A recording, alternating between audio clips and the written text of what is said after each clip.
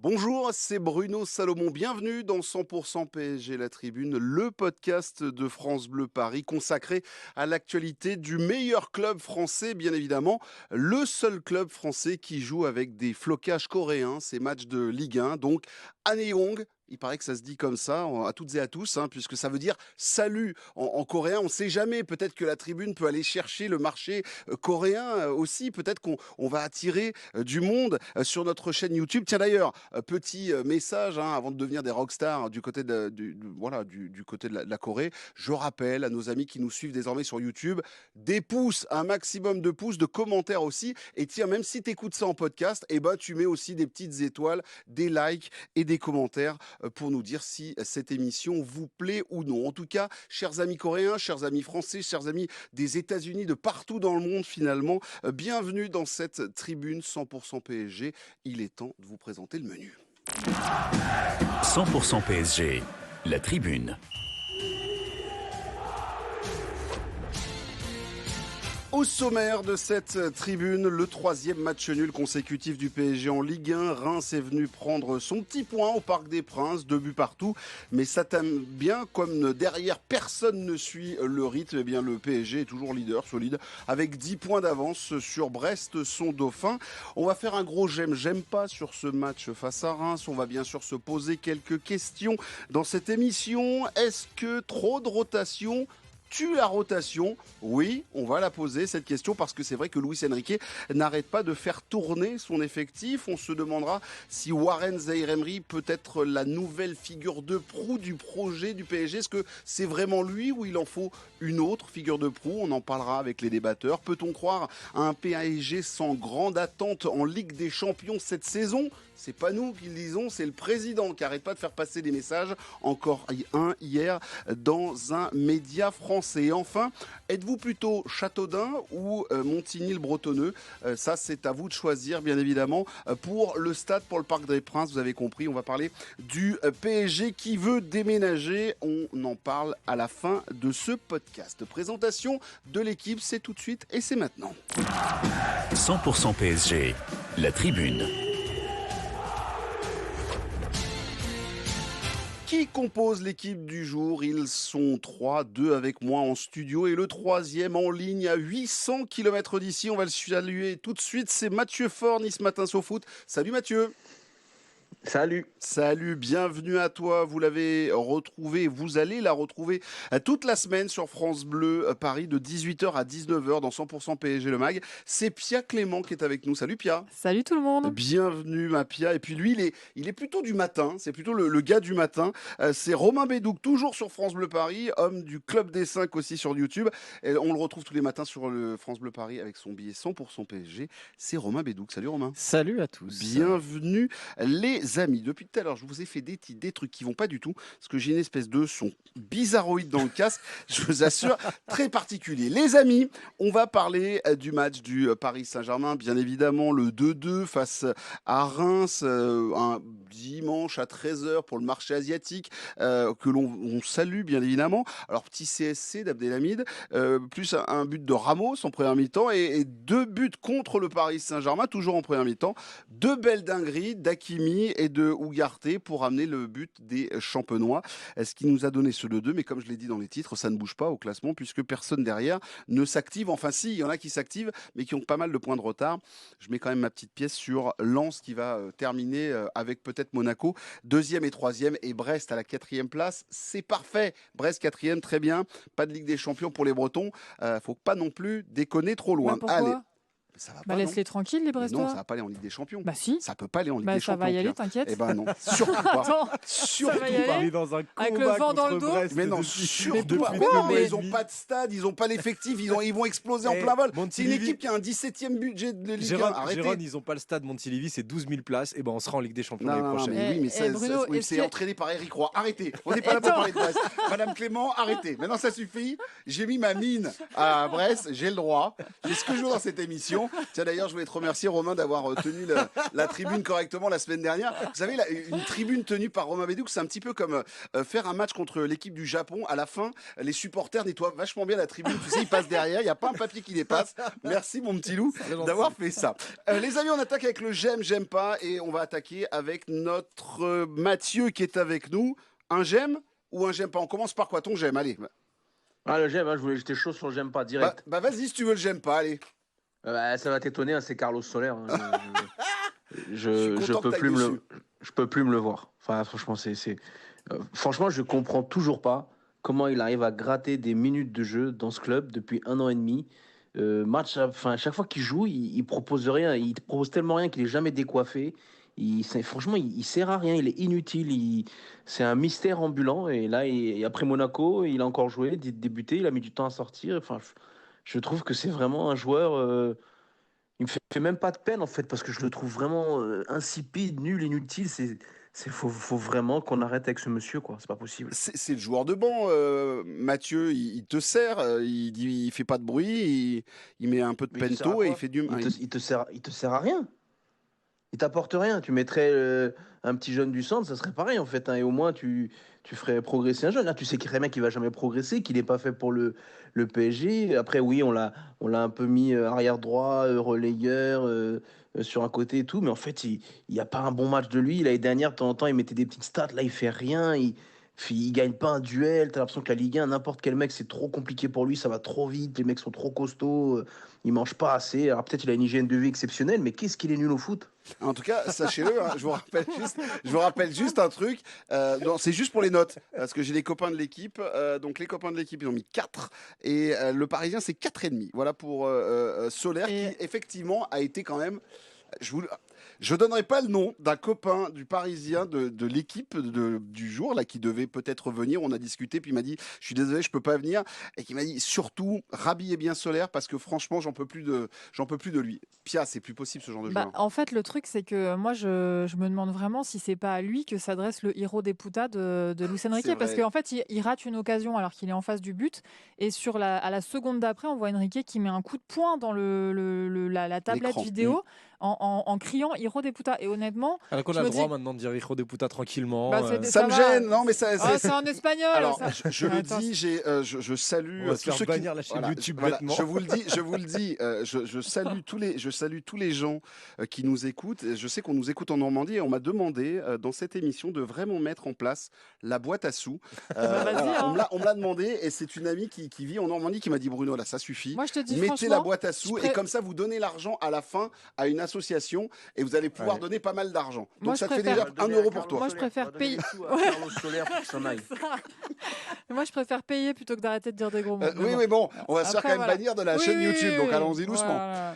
Donc, il rit des poutous. En tout cas, un gros poutou. En tout cas, pour terminer sur Carlos Soler, Romain, c'est vrai que l'année dernière encore, ça a marqué quelques buts, ça a fini à 6 ou 8 buts dans une saison. Là, pour le coup, il n'est que bouche-trou et on le sent souvent perdu. Hier, c'était quand même assez flagrant. Ouais, c'est dur.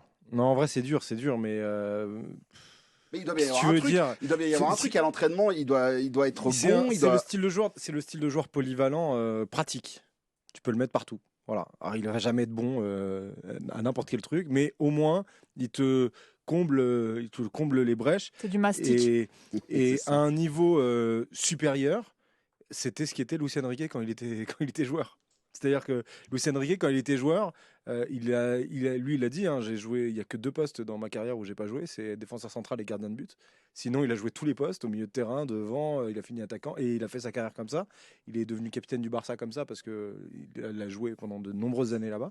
Il était peut-être un peu meilleur du coup, non ? Oui, c'est pour ça que j'ai dit à un niveau supérieur, mais dans le style, c'était ça. Donc peut-être qu'il se retrouve en lui, peut-être que peut-être qu'il se dit, pour certaines configurations de match, ce profil-là peut m'aider, mais à part la polyvalence, je vois pas pourquoi, parce que c'est vrai que s'il n'est pas là, c'est pareil, Carlos Soler. Mathieu, juste pour terminer sur Carlos Soler, parce que j'ai vraiment envie qu'on le rhabille correctement pour cette rencontre, ce qui est assez fou, c'est que ce joueur-là a peut-être une chance de jouer le quart de finale aller de Ligue des Champions avec le Paris Saint-Germain, puisque on va y venir, ça. À droite, il va falloir peut-être combler un manque.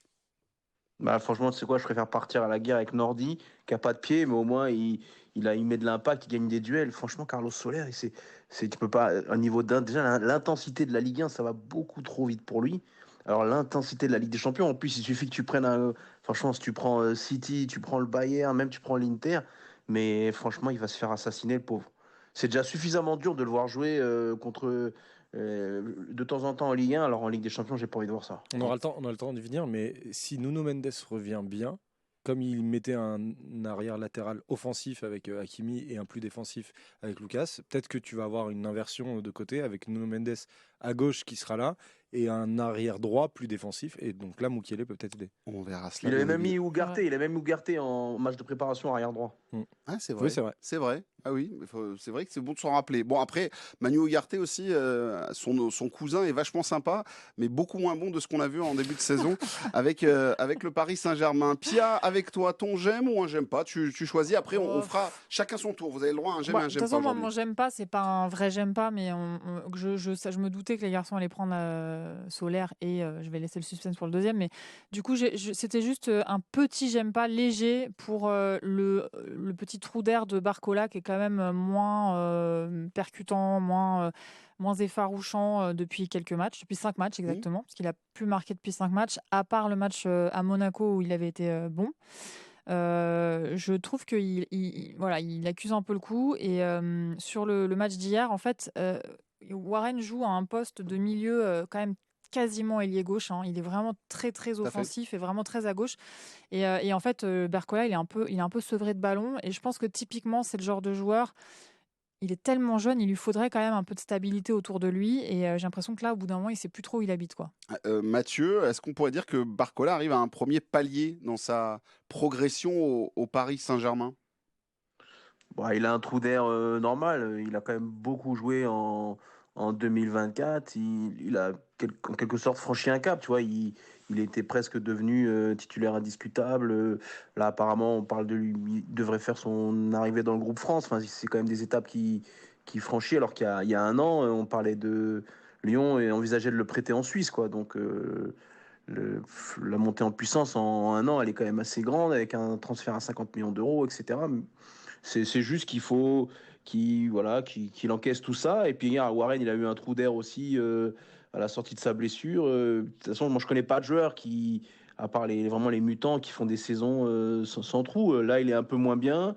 À la Sociedad, ce qui est bien, c'est qu'on n'en fait pas tout un drame, quoi. À la Sociedad, il est sorti à la mi-temps, c'est passé inaperçu et c'était presque logique parce qu'il faisait pas un bon match.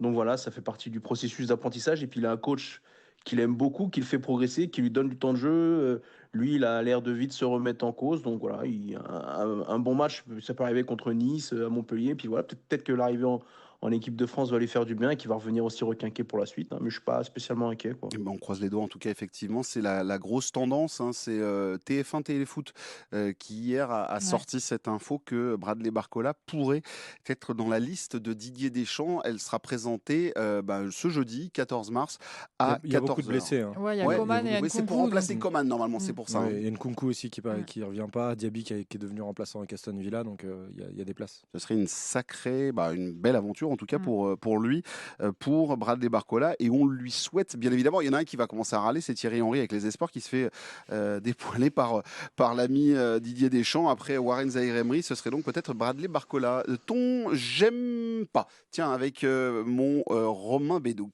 J'aime pas ce qu'on voit d'Achraf Hakimi. J'aime pas. Je le disais ce matin dans mon billet, j'ai l'impression qu'il est parvenu de sa Coupe d'Afrique des Nations, ce qui peut se comprendre parce que on rappelle les conséquences. Faut pas sous-estimer les traumas nationaux qui peuvent être provoqués par ces compétitions-là. Et le Maroc était ultra favori. Le Maroc s'est fait sortir en huitième de finale par l'Afrique du Sud. C'était une grosse surprise avec Hakimi qui rate le penalty du 1 partout dans les 10 dernières minutes. Donc forcément, te relever de ça et devoir repartir sur ta saison, tu rentres et après 3 jours plus tard tu dois être sur le terrain et puis après tu dois te concentrer sur la Ligue des Champions, etc. C'est pas facile. Donc je peux le concevoir.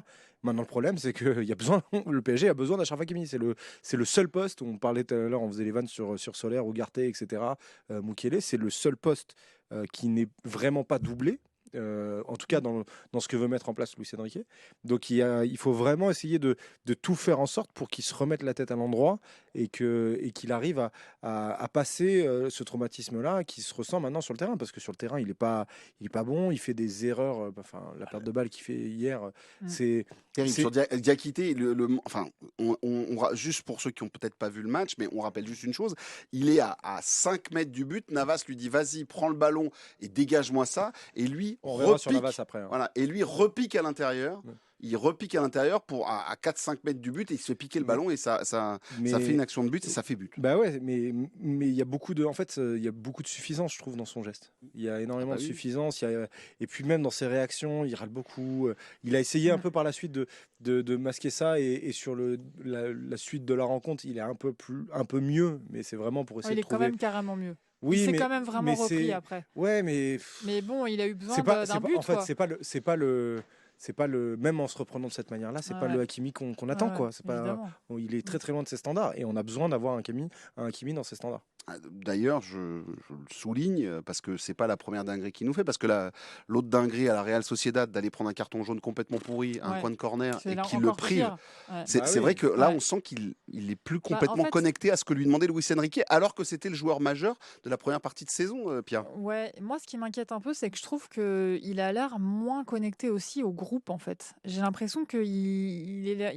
Je sais pas, je sens comme un truc un peu cassé. Est-ce que peut-être il a été presque trop proche de Kylian Mbappé, et du coup ça l'a un peu coupé des autres, j'en sais rien, mais effectivement dans son langage corporel on sent un joueur qui est pas complètement mobilisé et contrairement à ce que dit tout le temps Luis Enrique sur le fait que seuls les joueurs qui sont à 100% jouent, c'est vrai que sur ce cas du latéral droit on n'a pas trop le choix, donc effectivement il faudrait que Luis Enrique arrive à trouver les bons fils pour le remobiliser, mais après à sa décharge au début de la saison on était tous en kiff total devant ces combinaisons avec Dembélé. Ils ont un peu moins joué ensemble aussi ces derniers temps et du coup je trouve que c'est un des trucs frustrants dans le turnover dont on reparlera après, c'est que parfois on aimerait revoir certaines doublettes qu'on a aimées et on aimerait les voir plus souvent, et moi je suis un peu en manque de ça en ce moment. Romain, pour terminer, après on ira voir Mathieu pour son j'aime. Je veux pas faire l'oiseau de mauvais augure, mais je peux pas m'empêcher de ne pas y penser. Hakimi est formé au Real Madrid. Bien sûr. Hakimi est formé au Real Madrid. Le poste d'arrière droit au Real Madrid, c'est le seul poste défaillant. Ils ont encore Carvajal, son fantôme, et Lucas Vazquez. Il y a une partie de moi qui peut pas m'empêcher de penser qu'il pense peut-être à ça. Voilà, de par la proximité avec Kylian, voilà, j'y pense. J'espère que c'est pas le cas. Enfin, en tout cas, j'espère que ça influe pas sur ses performances terrain. Pardon. Il est en train d'en casser le micro. Pour ceux qui n'ont pas la vidéo. Mais j'espère que c'est pas ça. Je peux comprendre que ça lui trotte, mais si ça influe sur ses performances sportives, ça devient très problématique. C'est marrant parce que je pense à peu près la même chose et je pense qu'effectivement il a très envie de. On est obligé de le dire. On est obligé. Il n'y a pas de preuve, hein, mais on est obligé de. Mais on a ce ressenti quand même. On sent qu'il y a un truc qui est plus là, quoi. Matt, t'as le même ressenti pour Hakimi, juste très rapidement, mais après on fera ton j'aime. Il y a surtout une situation contractuelle qui fait que cet été, il faudra se poser la question, parce que si tu n'arrives pas à le prolonger, peut-être qu'il faudra le vendre cet été. Hein. C'est vrai. Donc, et puis, autant j'ai bien aimé certaines parties de sa première saison, autant depuis qu'il est là, il est arrivé en 2021, je crois. C'est quand même un joueur qui a un énorme salaire, sur lequel on a fait un immense investissement. Est-ce que bientôt, à la fin de sa 3e saison complète, on peut dire que il a répondu aux attentes d'un joueur de 60 millions d'euros? Moi, je ne suis pas sûr.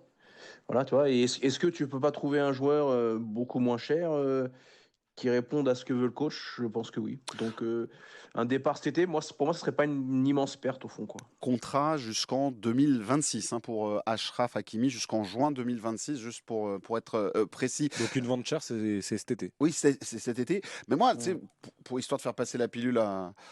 Tu vois, le départ de Kylian, si tu le revends 100 millions à Achraf Hakimi, attends, le meilleur latéral du monde, tu vois, hop là, tu le passes. Combien tu veux le vendre? 100 millions. Ouais, mais moi, tu sais, je m'occupe de la boutique du... Comme ça, on peut acheter Jonathan David derrière avec les 100 ça, millions. tout à fait. On vend Hakimi 100 millions et Ethan Mbappé 150. Mais et puis oui, mais c'est pour récupérer l'argent. Voilà, c'est pour récupérer l'argent auprès du Real Madrid.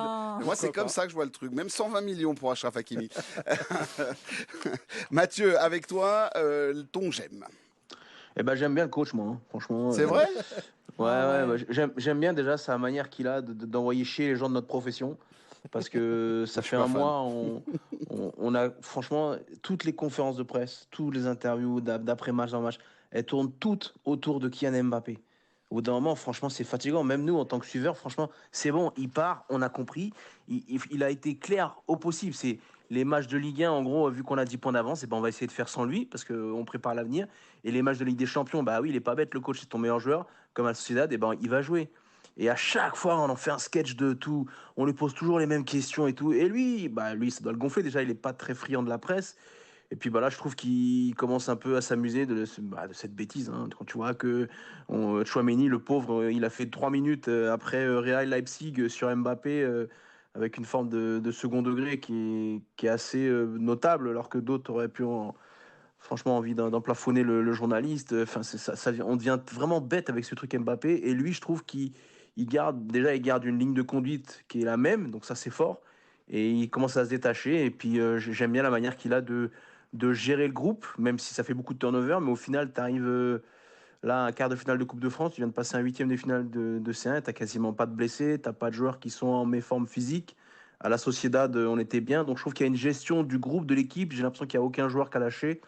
Et ça, c'est pas facile quand tu connais le club. On va en reparler de Luis Enrique sur la rotation. Est-ce que trop de rotation tue la rotation? C'est l'une des questions où on va débattre, bien évidemment. Mais sur la patte Enrique, sur ce côté, en termes de coach, des prises de parole et autres, Romain, tu n'as pas l'air d'être convaincu. Ah si, non, je suis convaincu. Tu viens de dire, non, si, je suis convaincu. Après, sur les conférences de presse, c'est... En fait, c'est très bizarre parce qu'il y a des moments où il va avoir des réponses qui sont hyper intéressantes. Typiquement, on lui pose la question sur la tactique de la Real Sociedad, où il parle du placement de Dembélé, la manière dont il a voulu le mettre pour apporter une supériorité au milieu de terrain. C'est hyper intéressant. Puis à côté de ça, il va faire une réponse où il se fout de toi, où il va, s'il fait beau, peut-être que je mettrai Mbappé, s'il pleut, non. Et puis à côté de ça, il y a des questions où il veut pas répondre. Donc il y a vraiment à boire et à manger dans ces conférences de presse, et c'est très difficile d'analyser dans la globalité ces conférences de presse là. Et de dire je retiens ça. Et il ne faut pas retenir que le foutage de gueule, il ne faut pas retenir seulement les analyses hyper pertinentes, parce qu'il n'y a pas que ça non plus. Donc c'est un personnage, et c'était déjà le cas avant. Les journalistes français ne sont pas forcément les seuls à blâmer, puisque en Espagne c'était la même chose. Mais c'est, il est comme ça de toute façon. Est-ce que c'est le genre de personnage qu'il fallait au Paris Saint-Germain, Pia, pour tenir un peu l'espace médiatique et justement tenir la presse et protéger son groupe? Alors, moi, je vais te dire un truc. Ça fait très longtemps que je n'ai pas eu la sensation que j'avais, moi, en tant que petite supportrice, donné les clés au coach et que j'avais juste envie de le laisser faire sa magie. En fait, il y a même parfois des questions qu'on me pose, même dans les médias, des trucs comme ça. J'ai même pas envie d'avoir un avis, parce que je sais qu'il est en train de faire les choses en cohérence avec des choses qui sont réfléchies. Il y a des moments où on voit que, oui, il n'est pas focalisé sur le prochain match, contrairement à ce que tous les coachs disent, mais il pense au coup d'après et au coup d'encore après. Et honnêtement, j'ai tellement envie de lui faire confiance, et je sens qu'on peut le faire.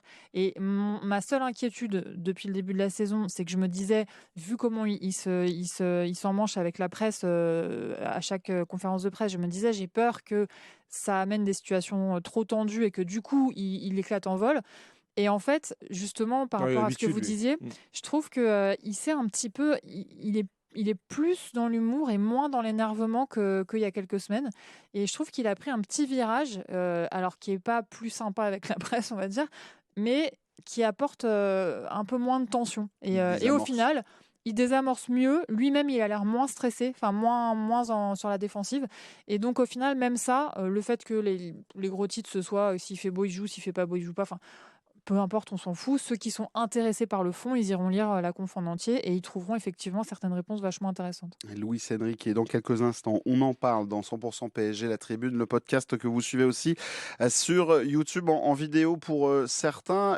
L'homme de YouTube dans ce studio, c'est Romain Bédouc, bien évidemment. Parce que c'est le jeune. C'est le jeune, puis il a créé. D'ailleurs, on sort une vidéo, le Club des 5, on sort une vidéo sur Luis Enrique dans la journée. Ça va, ouais. Tu te fais ta pub aussi. Voilà. Est-ce que vous faites de la pub pour 100% PSG, la tribune. Oui, Ah, très bien. J'en parle dedans. C'est gentil. Ah, c'est bien gentil, ça. câlin. Moi, j'ai fait de la pub pour France Bleu Provence hier à la télé et Ça- France Bleu Loire-Océan. Ouais. France Bleu Loire-Océan, t'as le droit. France Bleu Provence, je sais pas. Surtout qu'il. Oui, bon, bref. Bon, Ouais.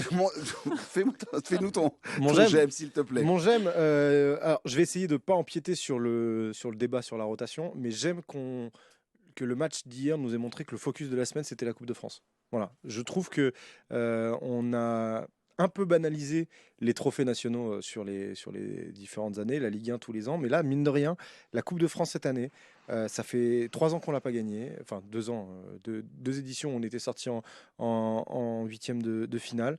Là, il y a un quart de finale contre Nice qui est une des bonnes équipes, même s'ils ne sont pas en forme, c'est une des bonnes équipes de notre Ligue 1.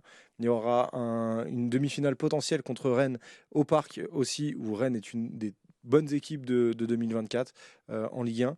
Donc voilà, il faut se mettre focus sur la Coupe de France, il faut se servir de ces matchs-là pour mettre des équipes cohérentes, etc. Et amener un peu de piment dans les préparations de matchs de Ligue des Champions. On a la chance d'être encore en Ligue des Champions.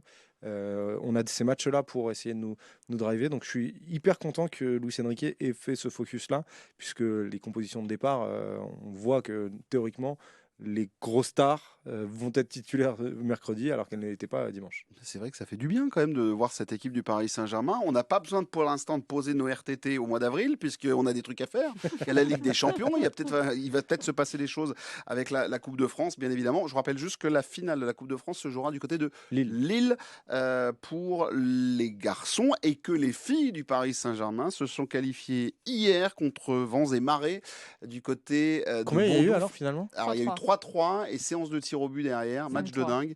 Et c'était un peu compliqué. Il a fallu vraiment, voilà, c'était pas simple, mais bravo aux filles du C'est Paris beau. Saint-Germain qui vont affronter Fleury pour une finale Ça, c'est 100% beau, ça. francilienne aussi. Ça, c'est quand même assez dingue. De Fabrice Abriel, quand même. Fabrice Abriel, ancien du Paris Saint-Germain. On aimerait juste que ça arrive peut-être un jour dans le paysage du football français chez les garçons. À quand une deuxième équipe construite et installée, je dis bien construite et installée, avec un stade digne de ce nom, parce que Charletti, bien sûr, est un mouroir. Ça, c'est autre chose, c'est un petit peu comme Brest. Oui, si tu veux. Bah non, mais ça me va très très bien, mais voilà, avoir un petit projet un peu construit. Eh ben, c'est avec toi, Pia. C'est pour terminer, le j'aime pas. J'aime. Alors, moi, mon j'aime dans le match d'hier, le moment que j'ai le plus aimé, c'est le moment où Kylian est parti s'échauffer et où le parc a rugi. Parce que je ne suis pas née de la dernière pluie, je connais très bien la situation entre Kylian et le club, donc je sais très bien qu'il a sa responsabilité, etc. Mais je peux pas m'empêcher d'avoir envie que ça se passe bien à la fin de l'histoire. J'ai juste pas envie, en fait, qu'on se retrouve à siffler ce joueur. Voilà. Et quand j'ai entendu en fait, dans ces moments-là, quand tu entends le parc qui soutient un joueur, alors que par exemple sur les réseaux sociaux, il se fait détruire, et ben, ça me rappelle que le parc, c'est pas Twitter, et que Paris, ce n'est pas Twitter, et que la France, ce n'est pas Twitter, le monde, ce n'est pas Twitter. Et franchement, ça me fait plaisir, parce que je me dis, les gens qui voient, ce ne sera pas le cas de tous les gens qui sont abonnés, hein, il y en a qui ne seront pas d'accord, mais les gens qui voient Mbappé jouer au foot pour de vrai, au stade, ils ont peut-être une vision un peu différente de ceux qui passent leur temps à regarder les médias voilà, qui parlent de sport, ou à écouter les radios qui parlent de sport et qui appuient toujours là où ça fait mal. En tout cas, ce qui est sûr, c'est que mon cher Mathieu, toi, on rappelle dans ton profil, tu as suivi Monaco et tu as vu le petit Kylian grandir du côté de Monaco. Tu as suivi pour Nice Matin Kylian Mbappé. On sait qu'il est parti fâché, pas content, avec les supporters qui le sifflaient, etc. Là, on a l'impression que sur la partie supporter, ça se passe un peu mieux pour se dire au revoir. J'ai cette unique impression. Est-ce que toi, tu sens ça aussi? Pas du tout. D'accord. J'en étais sûre. De toute façon, il n'est jamais d'accord avec moi. Mais je t'ai tendu le bâton pour me faire battre. Non, mais de toute façon, à Monaco, ils le détestent toujours globalement. Parce que, et puis là, ça les fait marrer parce qu'ils revivent ce qu'ils ont connu avant. C'est quelqu'un, en fait, qui fascine les enfants déjà. Il a une aura, c'est normal. Les enfants, ils sont pas du tout les plus jeunes. Ils maîtrisent pas un peu les trucs contractuels, les transferts, les paroles. Enfin voilà, ils s'en foutent un peu de ça. Eux, ils voient un joueur de foot qui est exceptionnel pour leur âge, donc ils sont en admiration devant lui et c'est tant mieux d'ailleurs. Il y a cette innocence, mais je pense que les gens qui aiment profondément le club, ils sont là en ce moment. J'ai l'impression qu'on est, moi le premier, tu vois, on est soulagé de se dire que ça va se terminer. Bien sûr. parce que c'est Ouais, quelque chose qui est toxique au quotidien. Et le fait que son frère ne reste pas, oh, quelle étrange surprise. Et puis en plus, ça se trouve, il va aller à Madrid. Je trouve ça bien aussi, parce que ça veut dire vraiment, on va couper les plombs avec le clan Mbappé au sens très large. Et, et puis moi, c'est quelqu'un qui a jamais réussi à donner beaucoup de sincérité émotionnelle aux fans. Donc il n'en a pas beaucoup reçu en retour. Et puis tu sens qu'il y a toujours eu... C'est un clan qui a le bras long et qui a réussi, je pense, à avoir des discussions ou à avoir l'écoute au moins des personnes influentes au parc, je pense notamment dans les virages, afin qu'il y ait un accueil différent. Quand on se souvient mais ce qu'a eu Neymar, ce qu'a pu avoir Rabiot, ce qu'a pu avoir même Verratti par une partie infime, ou Messi, là je trouve qu'il est relativement épargné, et ça fait partie aussi du fait qu'il c'est un clan qui arrive aussi à créer des liens avec plein de gens pour contrôler un peu le storytelling. Mais ça, il va partir. J'ai du mal, sauf s'il ramène la Ligue des Champions, ça c'est autre chose. Mais j'ai du mal à le voir partir avec une immense hola où tout le monde est content et on est ravi qu'il parte gratuit au Real Madrid, quoi. Il faudra plutôt que ça soit avec que des enfants dans le Parc des Princes. Ouais, c'est ça. Pour synthétiser Mais l'affaire. Juste Non, mais Pia, très court. Non, mais Et c'est après, juste je une t'écoute, question Romain, pour pas de Mathieu, problème. parce que tout ce que tu dis, Mathieu, je suis complètement d'accord avec toi. Et, bon, je pense que ça serait difficile de trouver quelqu'un qui n'a pas une forme de soulagement que cette histoire toxique se termine, effectivement. Mais est-ce que du coup, tu aurais préféré qu'il soit sifflé hier? Parce que moi, c'est juste ça, en fait, le truc. Je me dis, Ah non, tant non, qu'à non, faire, bah non, autant aller dans. c'est toujours nul Autant de aller vers le siffler bon un de tes côté joueurs. tu vois, parce que Il a marqué sinon, 240. j'ai juste pas envie qu'on tombe dans le côté obscur où on se retrouve à le détester, à le siffler, etc. Bon, tu vois, Moi, fermons le truc et puis voilà quoi. moi dans Mais de les... toute façon, on a un public bizarre. Tu regardes, la moitié des gens qu'on a adulés, ils sont partis salement, quoi. Ouais, c'est vrai. Même Cavani, il est Ouais, parti ouais. salement. Après, chacun a des raisons à chaque fois.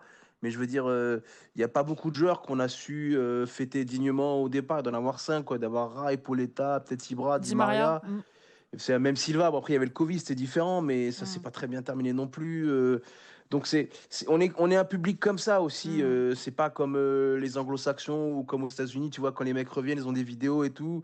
Là, je pense que si Kylian y revient, je suis pas sûr qu'il ait une standing ovation avec le maillot du Real. On est un public comme ça, on donne beaucoup. Et quand c'est fini, bah, on oublie peut-être tout ce qui a été bien et on est, voilà, on est méchant, mais on est comme ça. Et moi, ça me dérange pas qu'on soit comme ça, en fait. Et surtout, on a un public, là je parle du Parc des Princes, et notamment, ça se ressemble là où Kylian Mbappé va s'échauffer, on a un public de spectateurs. Et donc des spectateurs qui ne sont pas forcément passionnés. Le parc, alors ça a changé parce qu'avant les spectateurs étaient argentins et brésiliens, maintenant on a des spectateurs français. Et ces spectateurs-là, quand ils voient Mbappé, ils sont contents que Mbappé qui était sur le banc, ils viennent enfin jouer parce qu'ils ont payé pour ça. Ouais, Donc je sais pas. Ah, Il y a alors, beaucoup de vous vrais savez quoi amoureux du Non, mais foot quand même au parc. hein. Moi, de vrais amoureux du foot, Bah peut-être, oui. je sais pas, des fans du Paris Saint-Germain, avec le Paris Saint-Germain à la vie, à la mort, il y en a dans les virages, mais dans le reste du stade, je pense qu'il n'y en a pas non plus tant que ça. Il y a des suiveurs. Mais des suiveurs, c'est pas des fans qui vont se mettre, Moi, j'en connais beaucoup mal quand même. Oui, mais Qui non, sont mais dans les attends, tribunes on en latérales. connaît quoi. tous, mais sur les 48 000 personnes du Parc des Ouais. Princes, on n'a pas 48 000 passionnés. Petite anecdote, juste, alors vraiment, il va m'en vouloir que je le cite, mais un pote à moi, Pierre, qui a ses enfants, voulait aller voir le match.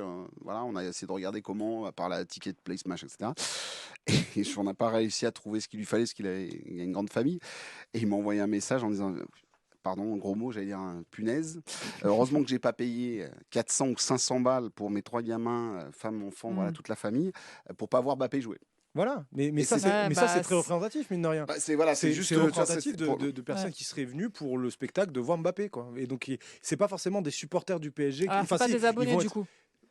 Mais même parmi les abonnés, hein, je veux pas. En fait, je pense pas qu'il faille généraliser en disant tous les abonnés sont comme ça ou tous les abonnés ne sont pas comme ça. Je pense qu'il y a de tout, mais que globalement, le Parc des Princes a jamais été un stade où intégralement on avait des joueurs, des fans passionnés et véritablement qui pouvaient le prendre au tripes, au cœur de ce qui se passait. Eh ben on verra si ces gens iront à Châteaudun ou bien évidemment à Montigny-le-Bretonneux, puisque ce sera l'un de nos débats à la fin de ce podcast pour parler d'un possible déménagement du Parc des Princes de la part du Paris Saint-Germain. Les amis, on a fait notre tour du j'aime pas, on s'est fait notre petite demi-heure comme d'habitude pour faire le débriefing bien évidemment du match face à Reims. Il y avait J'ai encore pas parlé de Navas. Ouais, alors Pourquoi? Vas-y, tu as le droit de lui mettre une balle de 30 secondes. Parce que on critique souvent les erreurs que peut faire Donnarumma, mais c'est dans les non-arrêts que fait Navas qu'on se rend compte à quel point Donnarumma est essentiel. Voilà. Parce que l'erreur d'Hakimi, si Navas sort mieux, y a pas Hakimi, la balle ne vient pas vers lui. Et le but, je pense que Navas est un poil trop court. Et que ça veut dire que soit il part trop tard, soit il est trop court. Et Donnarumma, je pense, l'aurait arrêté. Elle est improbable cette gestion, de toute façon, Mathieu, ou de Navas. C'est improbable de le faire jouer comme ça. À Reims, 13h. C'est sûr que du coup, ça montre que Tenas, c'est le numéro 3, alors que moi, j'étais parti dans l'idée qu'il était numéro 2. Et puis, au moins, ça coupe l'herbe sous le pied quand on disait en début de saison est-ce que Keylor Navas va pas réussir à reprendre sa place de numéro 1 il y a 6 mois, on en était là quand même. Aujourd'hui, ça va être aussi un soulagement pour tout le monde qui s'en aille en fin de saison, parce faut pas oublier qu'il a un immense salaire et qu'il est un peu en vacances depuis 2 ans, et que même s'il aura été exceptionnel sur ses 18 premiers mois, je pense tout le monde aura fait 2 années de trop pour pas grand-chose, quoi. Effectivement, Keylor Navas qui était donc il a pris sa petite une petite puis il y avait Ugarte aussi, mais ça j'en ai parlé tout à l'heure. Je peux dire un petit truc, excuse-moi, sur Navas. Je trouve que quand on le voit, à chaque fois, j'ai ce feeling de c'est mauvais pour notre karma. On a vraiment, vraiment, vraiment abusé avec Navas d'une façon ou d'une autre, et de le voir, un peu abusé, hein, peut-être, mais de le voir là, c'était malaisant. Je l'ai trouvé malaisant en fait. Et à un moment, il y a Hakimi qui lui tend le brassard et lui fait le signe non, vas-y, garde-le. Enfin, franchement, son match, je l'ai trouvé malaisant, et je trouve que j'ai peur qu'un jour on paye ce mauvais karma avec lui. D'accord, très bien. Bon, c'est voilà. souligné. Merci. C'était la minute. On se porte l'œil avec Navas. Effectivement, on ne sait jamais. Ouais, il a mis un truc un peu mystique aussi, où il a les bras en croix. Sur ses réseaux sociaux, il est les bras en croix, il met pas un commentaire, juste sur Instagram, il met juste cette photo-là, les bras en croix dans le match. Voilà, un peu très bizarre. Voilà, en tout cas, Keylor Navas, ça c'est fait. On n'a oublié personne sur cette rencontre. En tout cas, on va parler de cette rotation. Cette rotation, puisqu'on le rappelle, c'est le grand truc de Luis Enrique. J'ai 22 joueurs. Alors, vous me jugerez sur mes actes et vous verrez ce que je vais faire avec le groupe. Et vas-y, ma maman à l'époque disait boulegue, vas-y, fais tourner. Elle qui était ardéchoise. Et c'est boulegue. Tu sais, bouleguer, ça veut dire tourner. Et il boulegue. Notre ami Luis Enrique, il n'arrête pas. J'adore. Et ça fait 22 à 23 joueurs qui n'arrêtent pas de tourner. Et ce week-end, c'est vrai qu'il y a eu une grosse rotation. Mais finalement, la presse aujourd'hui a souligné quand même de savoir est-ce que c'est pas trop de rotation. Et donc, ma question est, est-ce que trop de rotation tue la rotation? J'attaque avec toi, Mathieu. Est-ce que c'est finalement nocif pour ce Paris Saint-Germain qui, hier, est un peu poussif, est un peu maladroit avec certains joueurs, comme tu l'as souligné avec un Carlos Soler? Tu te dis, mais qu'est-ce qu'il fait là? Pourquoi lui il joue? Est-ce que cette rotation et ce turnover permanent est finalement pas très est moins constructif que prévu?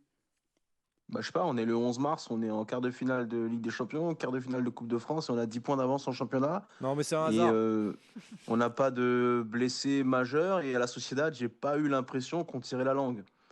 Donc à partir de là, moi je serais plutôt d'avis de dire que c'est plutôt bien géré tout ça. Mais sauf que quand tu regardes l'attitude peut-être de certains joueurs qui, je sais pas, Kanginli sont complètement rôtis, parce que lui aussi, il est passé à travers nos... Enfin, pour Kanginli, il est rôti, mais Kanginli, sa rentrée en deuxième mi-temps face à la Real Sociedad, elle est très bonne. Oui, mais face à titulaire... Kanginli, s'il est rôti, c'est parce qu'il a fait 17 allers-retours avec la Corée du Sud, qu'ils ont une compétition internationale tous les 3 mois. C'est il y en a eu deux depuis qu'il est arrivé au PSG. Et d'ailleurs, il va continuer son marathon complètement improbable, parce qu'il a été pris pour jouer la qualification pour la Coupe du Monde 2026 avec un petit match face à la Thaïlande. Il va encore faire quelques miles. Je crois qu'ils veulent le faire les JO aussi. Oui, ils veulent négocier. Le sélectionneur a annoncé qu'il allait négocier ça avec le PSG au mois de juillet. Je lui conseille un truc qu'il tente de négocier peut-être un tout petit peu avant. Ça pourrait être pas mal. Mais il va y aller parce que vu qu'on a ouvert une boutique à Séoul et qu'on va faire une tournée en Corée et que ça va être notre plus grand pourfendeur de maillots. C'est-à-dire que nous, on va faire une tournée en Corée quand Kanginli sera à Paris pour les Jeux. C'est marrant ça. On va l'autoriser à tout faire. C'est un peu notre. Voilà, lui, c'est un peu. Il a le totem d'immunité. Il peut tout faire. Il est nul au foot, mais il peut tout faire. En tout cas, il a fait une passe décisive hier. Il a fait 2 passes D. Oui, Deux oui, assists, non, voilà. mais il est pas nul, mais Bah, il tient pas longtemps. Il a un niveau de batterie qui est assez faible. 30 Qui est minutes et proche de après. Fabien Ruiz. C'est ça.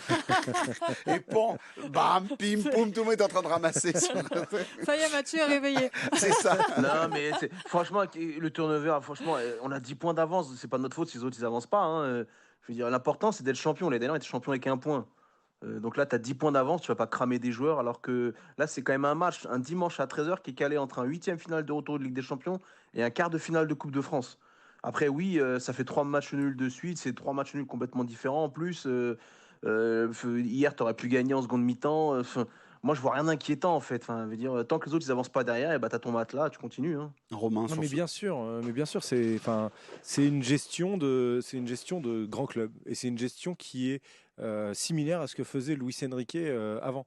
Je me suis repris donc justement dans l'émission du Club des 5 qu'on a fait sur Luis Enrique. Il y a un de nos intervenants qui a rappelé une anecdote Vas-y, qui s'était passée. Dis qui Il sont s'appelle tes invités. Elton Mokolo, il s'appelle. On Et l'embrasse. l'autre c'est Yacine Amenet, donc vous connaissez. On le connaît. Mais donc il racontait une anecdote qui s'était passée quand Luis Enrique avait coaché son premier match de Ligue des Champions avec le Barça. C'était au Camp Nou face à l'Apoel Nicosie et il avait fait 8 changements entre le match de Liga et le match de Ligue des Champions face à l'Apoel Nicosie. 8 changements où dedans donc ça fait finir 1-0, but de Gérard Piqué, il nous dit. Et en conférence de presse, on lui dit mais vous n'avez pas fait quand même beaucoup de changements. Il fait vous avez raison, j'aurais pu en faire plus, j'aurais pu en faire 11. Voilà. Mais oui, effectivement, on a un effectif qui. On n'a pas l'habitude de ça en fait. Mais on c'est n'a ça, pas le l'habitude truc. parce qu'on n'a pas l'habitude d'être géré comme un grand club. Je suis désolé, c'est tout. On avait l'habitude d'avoir des Christophe Galtier qui nous disaient ah ben non, tous les matchs ils sont importants. On sait jamais en Ligue 1, c'est pas fait. Ben non, si. Il fallait mener 3-0 pour faire rentrer les Pour jeunes. le coup, voilà. l'année dernière, c'était pas fait. À ce stade, on n'avait pas Non, 10 points d'avance. C'était fait, Mais- c'était fait. Une fois qu'on a battu Lens à la mi-mars, c'était fini. C'était fini, on le savait. C'est juste qu'après, on a eu des mauvais résultats. Mais là, en plus, ça avance pas. Le facteur physique, il n'y a pas de grosses blessures. Je peux pas penser que c'est étranger au fait que les joueurs jouent moins. Le fait que quand on a tous eu dans l'année un joueur qui a eu une bonne période. On a eu Ugarte en début de saison, on a eu Barcola, maintenant c'est un peu moins bien. On a eu Vitinha dernièrement, on a eu Zahir Emery en début de saison, là c'est un peu moins bien pour Warren. Dembélé, voilà. Enfin, on a tous eu des joueurs qui ont bien marché à un moment. Ça veut dire quoi? Ça veut dire que quand on a, même Likangin en tout début de saison aussi, ça veut dire que quand on a un joueur qui est moins bien, comme Barcola l'est à la fin de la première mi-temps de la Real Sociedad, on peut faire rentrer un joueur qui a déjà des références cette saison. Donc c'est hyper intéressant. Donc, et sur des matchs qui sont avec une importance moindre, et c'est pour ça que je mettais en valeur le fait que c'était bien de faire le focus sur la Coupe de France, sur des matchs qui ont des importances moindres comme les matchs de Ligue 1 en ce moment, et ben c'est bien de tester des trucs. Alors il y a des trucs qui vont marcher, il y a des trucs qui vont pas marcher, mais au moins on les teste. Pia. Ouais, moi je voudrais souligner 2 trucs. Le premier truc, c'est que faut quand même reconnaître que c'est pas très confortable mentalement pour les supporters. Parce que parfois, tu pourrais avoir envie de te dire bon, je m'assois dans mon fauteuil, il va me faire un 11 logique, normal, classique, cohérent. Tu penses avoir Dembélé, Hakimi, machin, et puis t'as pas du tout ça. Et c'est vrai que parfois, mentalement, c'est un peu perturbant. Après, sur la rotation, je voudrais quand même souligner un truc, c'est que sur les 3 lignes de l'équipe, on n'en est pas au même stade de la rotation. Pour moi, la seule ligne où il y a une vraie rotation qui est un choix pur et dur de l'entraîneur, c'est le milieu. Où effectivement, là, il y a une véritable rotation avec, voilà, ça tourne depuis le début de la saison. Sur la ligne d'attaque, ça a été complètement verrouillé pendant plusieurs semaines où en fait, on avait toujours Mbappé, toujours Barcola à gauche, toujours Dembélé à droite. Donc, il y a vraiment un truc qui s'est verrouillé et qui vient tout juste de se déverrouiller. Donc là, je pense qu'on attaque à peine, où on revient peut-être à une situation dans laquelle on était au début de la saison, mais on attaque à peine un moment où on n'est plus déverrouillé. On va plus voir Ramos, peut-être plus voir Kolo Muani, etc. Et même Kangini en attaque, etc. Et puis sur la ligne de défense, c'est carrément autre chose. Là, c'est une rotation forcée, où en fait, c'est là où on a tous les blessés. Et du coup, là, on est obligé de boucher les trous, on n'a pas assez de latéraux, on bricole. Donc finalement, si tu regardes en détail, il n'y a que vraiment au milieu de terrain où depuis le début de la saison, et comme par hasard, c'est la ligne où il n'y a pas de grands joueurs, on va dire. À part Warren. Ouais, mais, Oui, non, mais c'est pas encore un Verratti, même s'il a un énorme potentiel et qu'il est incroyable. Mais bon, voilà. Donc voilà, c'est juste pour dire qu'il n'y a pas les mêmes niveaux de rotation. Romain boit tes paroles, mais j'ai l'impression qu'il a des choses à venir t'opposer mieux. dans tout ça. Non, mais Et après, on vient te voir, mon Mathieu. On est sur un coach qui veut sans cesse s'adapter dans les grandes échéances à l'adversaire. Et ben, pour t'adapter un maximum à l'adversaire, il faut que tu testes plein de manières de jouer, de voir les choses. Et le milieu de terrain, c'est une bonne illustration. Avoir des milieux de terrain où tu dois renforcer en mettant Dembélé, ça a été intéressant parce que le quatuor de milieu de terrain, on l'a vu sur toute la période décembre-janvier, où il y avait 4 milieux de terrain ensemble. Et donc, même si Dembélé était nouveau dans ce rôle-là, tous les autres, ils étaient plutôt habitués de devoir gérer un milieu avec 4 contre 3 milieux de terrain adverses. Donc, forcément, ça se trouve, on va avoir une opposition en quart de finale de Ligue des Champions où le profil de Ramos sera peut-être intéressant. Et ben Ramos, il va pas débarquer comme ça avec un rôle de numéro 9. Non, il aura des matchs de Ligue 1 où il a été en plus performant. Donc et en plus c'est bien pour les joueurs de voir que tout le monde peut jouer. En fait, c'est ça qui est bien. C'est comme ça que tu concernes un effectif. Ça a l'air de fonctionner en tout cas sur les joueurs. Et en plus, qui va râler dans l'effectif du Paris Saint-Germain si Mbappé est sur le banc? Qui va râler en disant moi je vais pas sur le banc maintenant? Il y a Mbappé qui est sur le banc.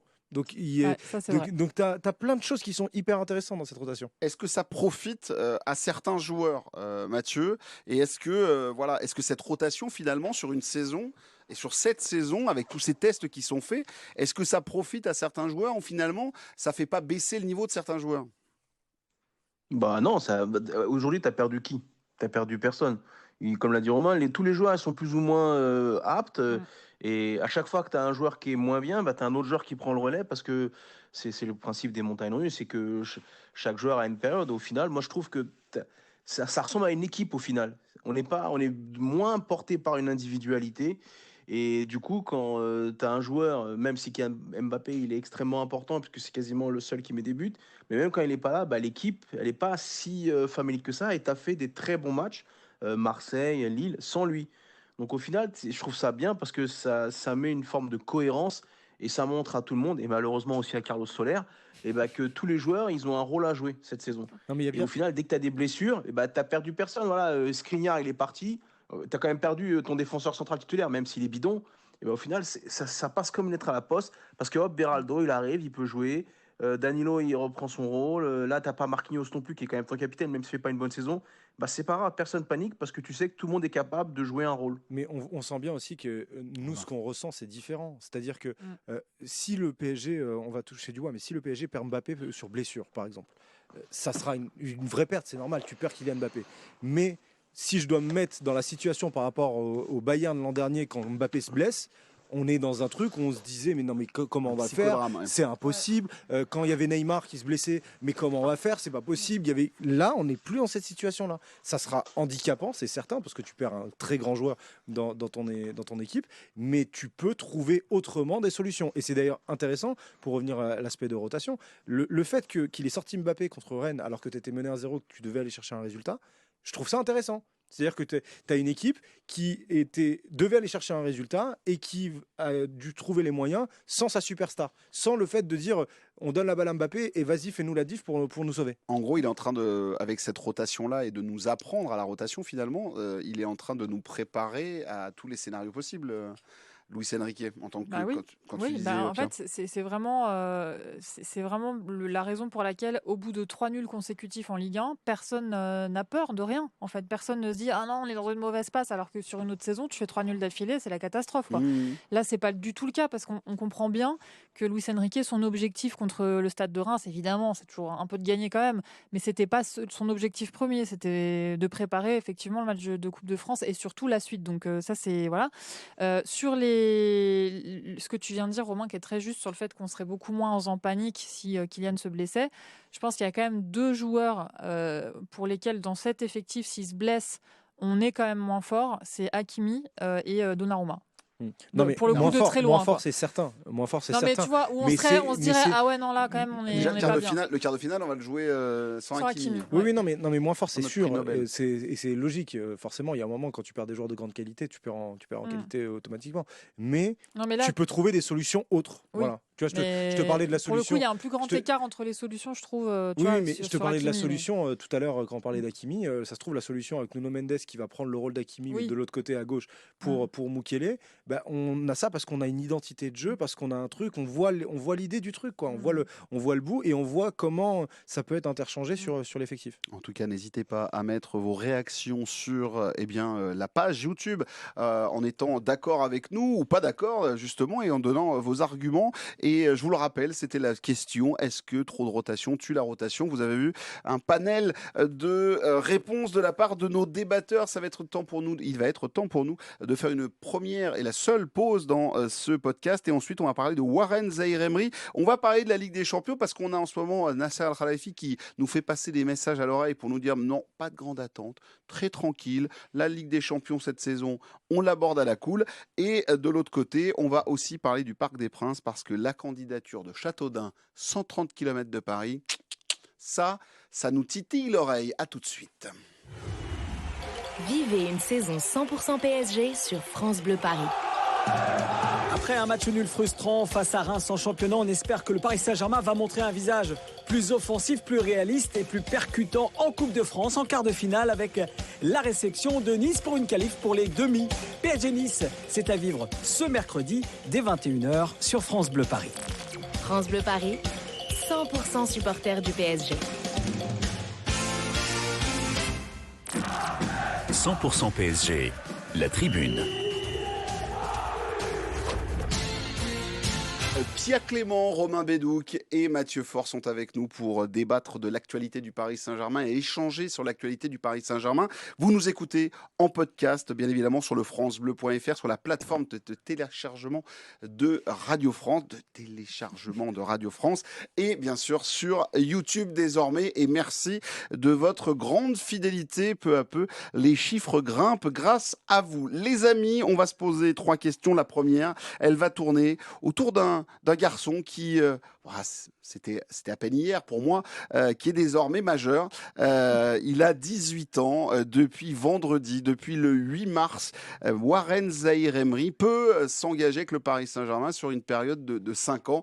On attend tous, bien évidemment, la fumée blanche qui va sortir de la factory. Je fais confiance à Jorge Mendes pour bien préparer le contrat du côté de Warren Zaïre-Emery. Et Warren Zaïre-Emery qui hier a eu le droit à des petits messages, bien sûr, le présent et le futur, c'est lui de la part du CUP. Et surtout, pour moi, le vrai signe, c'est que quand un joueur a le droit à une voile, un drapeau spécialement pour lui, ça annonce quand même qui devient le patron au Paris Saint-Germain. Et donc, ma question, c'est de savoir si pour vous, Warren Zaïre-Emery peut-il être, en tout cas, la nouvelle figure de proue du projet PSG? Est-ce qu'il y a besoin d'un nouveau Neymar? Est-ce qu'il y a besoin d'avoir Vinicius, d'avoir je ne sais plus qui? Ou est-ce que tu peux partir avec un garçon qui s'appelle Warren Zaïre-Emery et qui devient un peu ton porte-drapeau au Paris Saint-Germain? Pierre Clément, je sais que c'est un dossier qui te tient à cœur, le dossier Warren Zaïre-Emery. Parce qu'on est tous complètement fans de lui. C'est vrai que le jour de ses 18 ans, honnêtement, j'ai ressenti un petit truc, encore une fois, de presque de maman, quoi.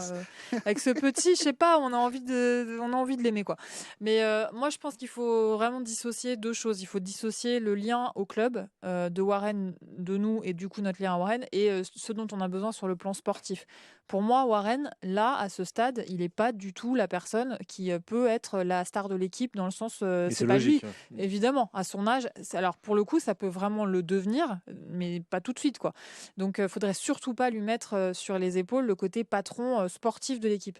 En revanche, il coche vraiment toutes les cases de celui qui est déjà le chouchou des supporters, parce que tout simplement il est comme nous, il vient de la région, il est beaucoup plus fort que nous au foot quand même, oui. Mais il a ce côté Mamadou Sakho, c'est-à-dire que c'est notre petit, quoi. On a envie qu'il réussisse, et en plus lui il a le côté exceptionnellement fort et précoce qui est impressionnant.